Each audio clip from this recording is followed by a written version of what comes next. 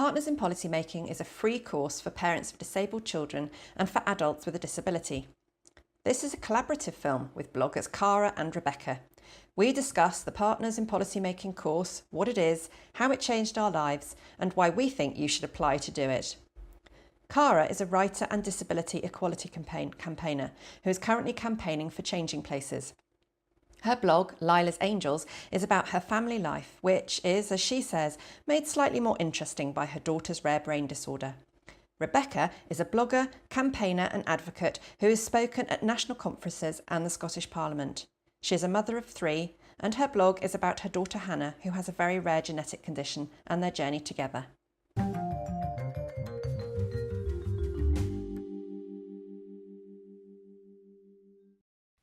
So this is exciting. This is the first collaboration I've done. I'm here with Rebecca and Cara, 2 amazing bloggers, and we all happen to have something in common, which is having done the Partners in Policymaking course.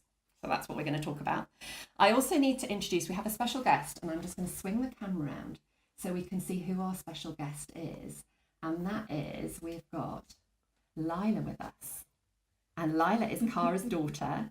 And she is keeping an eye on us to make sure that we keep on track and do everything we're supposed to do. So you'll see Lila in the background in the corner of the screen there. So at least you know who's there.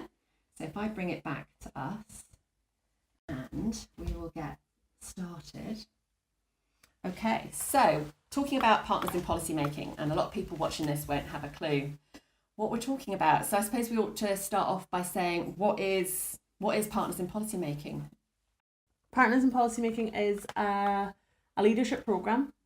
It's internationally recognised, and it's for parents of disabled children and disabled self-advocates. And I suppose it gives you the knowledge, the empowerment, the tools to help inspire you to go out and change the world. I suppose it shows you how to challenge social injustice, how to challenge policy that isn't working for disabled people and their families. And it's about really getting down to the basics of inclusion, allowing people to live good lives, being creative with self-directed support budgets, being creative with support needed for school, and to be a part of their community, to be a full citizen in their community, where they're not just on the sidelines watching, they're fully participating and just living a really good life. Do you know what? I did the course as well. I don't think I could put it just as well as that. That was brilliant. That was a really good description. So I think you sort of roughly said about who it was for. It's for parents of disabled children and people who are disabled themselves, but there's a wide breadth of people who come on the course. Yeah, there really is. It was predominantly designed in America for parents of young disabled children, because I think originally it was felt that they had the ability to have the most impact throughout the child's life, starting when they were really young. But that's really expanded into taking on families who have children of various ages, up to the time they're 18, because each one of those life transitions is really difficult to manage. And also then taking into account of disabled self-advocates of any age, because it doesn't necessarily mean that you've navigated well to get to where you are. By the time you're a 35-year-old disabled person, there's always more that you can learn, always things that you can do to change your life. You may not have had good experiences up till then, and the course gives them the opportunity to educate themselves and empower themselves and be their own advocates for change in their own lives and taking control and being able to lead a good life themselves. In terms of disabilities, I think we were there on our course, and I imagine it's been the same for each one of the courses, that there were parents of children with autism, with all sorts of brain disorders, with acquired brain injuries. There were self-advocates there who also had children with disabilities. It really is a massive range of people. And it happens all over the world too. Yeah. I think you realise once you get involved quite Yes. how wide-reaching this is. I know Yeah, it started absolutely.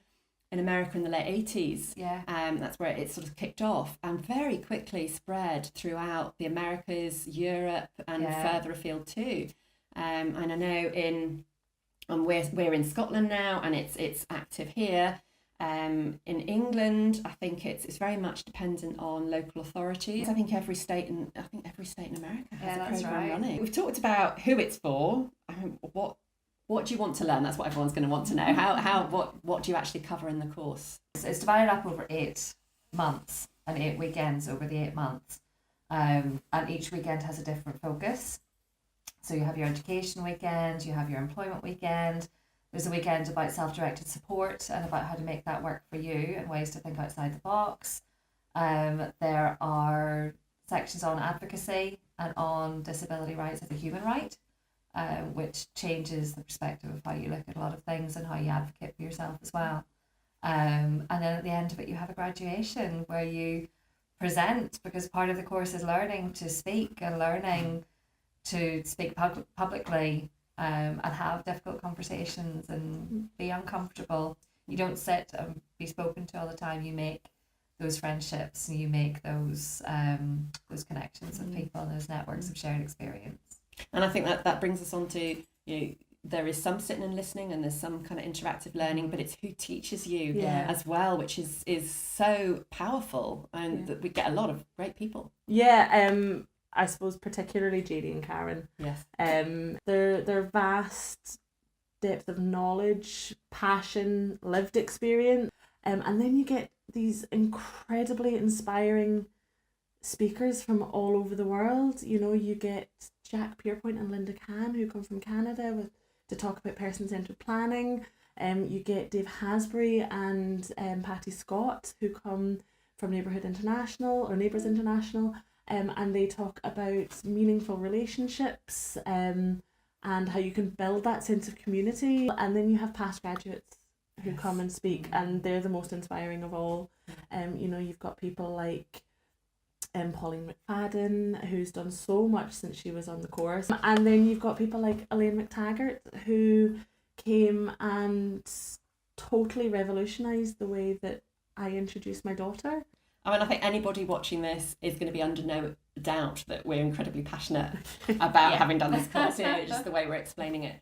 And everybody comes away, I think, with a different experience and making different changes to their lives. So I suppose it would be quite good for us to just briefly explain what we've each got out of that. Certainly from myself, the course, it was an emotional journey. And I think what worries me slightly is that people who are considering doing the course, that puts them off, because we have enough emotion in our lives. If you have a disabled child, it is a roller coaster.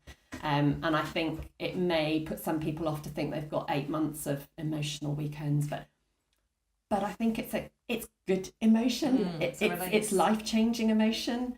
And it's about your child or your own life if you're a disabled self-advocate. So I wouldn't want that to put people off. No. Because there's also, and I think one of you touched on this earlier, that you make these friendships and there's a joint strength in the room, that you're not going through that on your own. You're not experiencing those emotions yourself. Everybody else in the room is as well. Yeah. There's just such a freedom in just being able to talk with 30 other people in a room who nod and just get it, and they know that you don't need them to make it better for you or to help fix it, that it's all right, and then they'll pass you the tissues and a chocolate and you move on to the next bit, and it's fine. Nobody feels bad about it. Nobody feels they have to fix anything or uncomfortable with things. It's not like that. It's a good emotional. Jeannie and Karen definitely gave me the key to break down the wall that I built up, stopping myself from dreaming for me, stopping myself from ever dreaming for Hannah. And it's completely changed our lives. My outlook on life is completely different. I look different, I feel different, I hold myself different, our family's lives look different, and it's all for the better. And if it wasn't for partners, there's a good chance I'd still be as broken as I was.